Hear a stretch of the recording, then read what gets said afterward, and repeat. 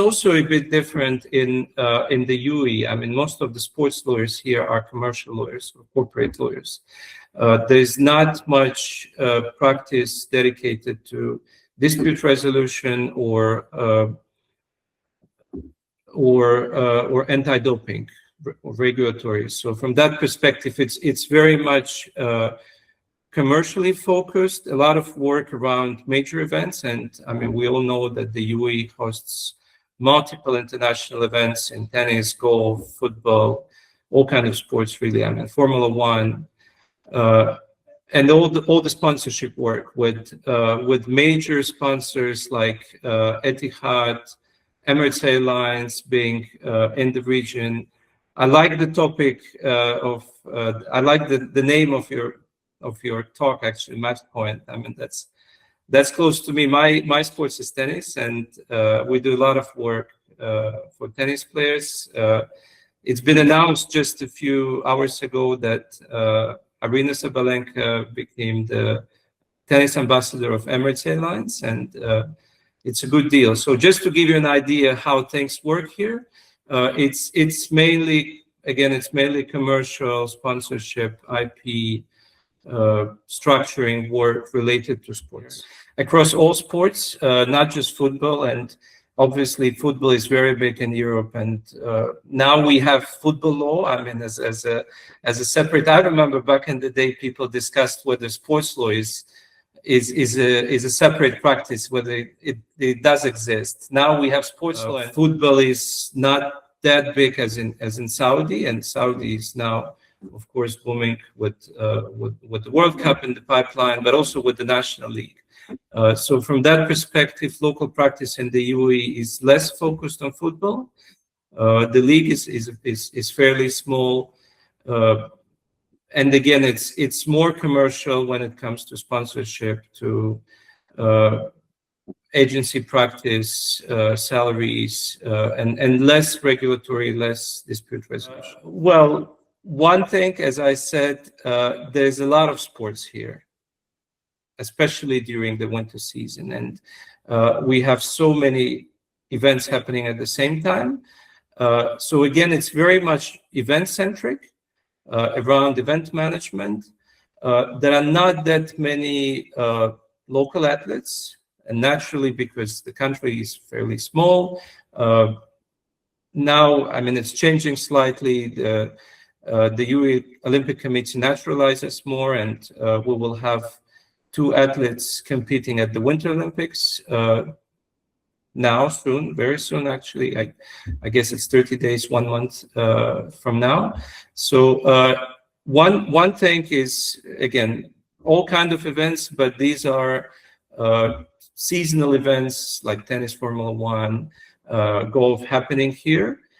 So that's number one. Second, probably is the fact that when it comes to sponsorship, it's quite affected by the local practices, by the local requirements.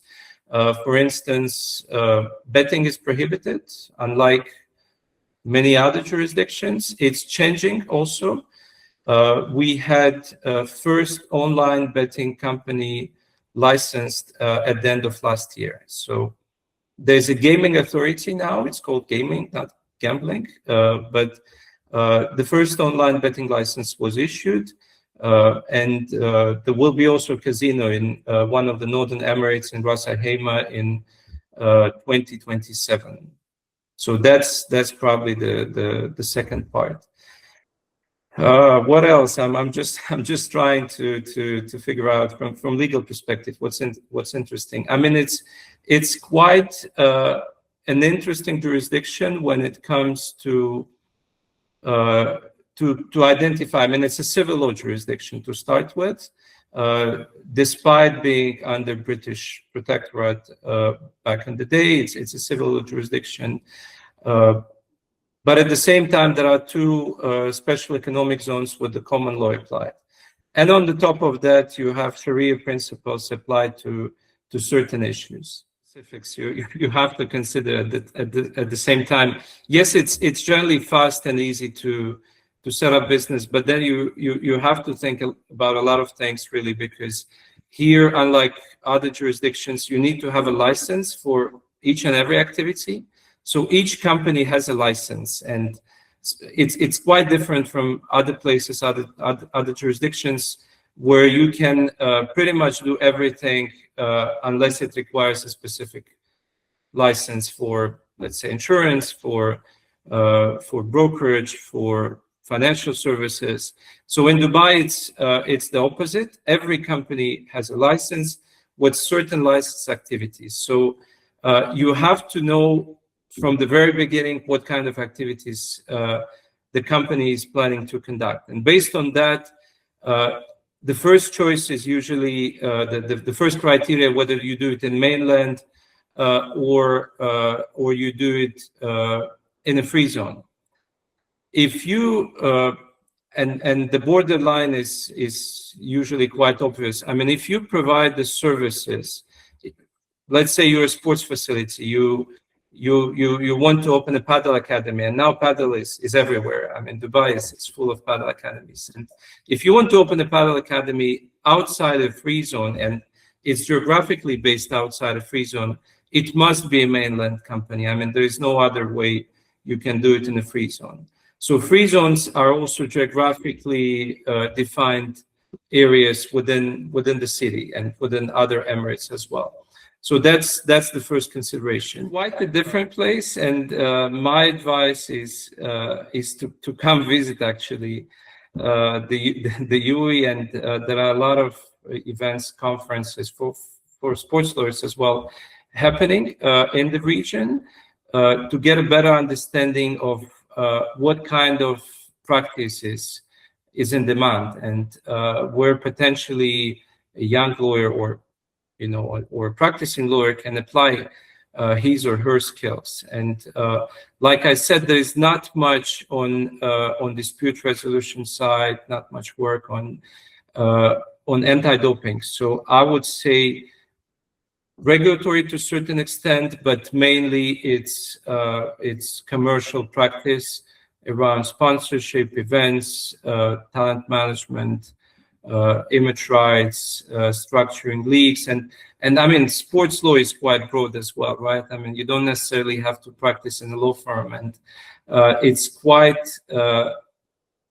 common now for new leagues to enter the space in the UAE.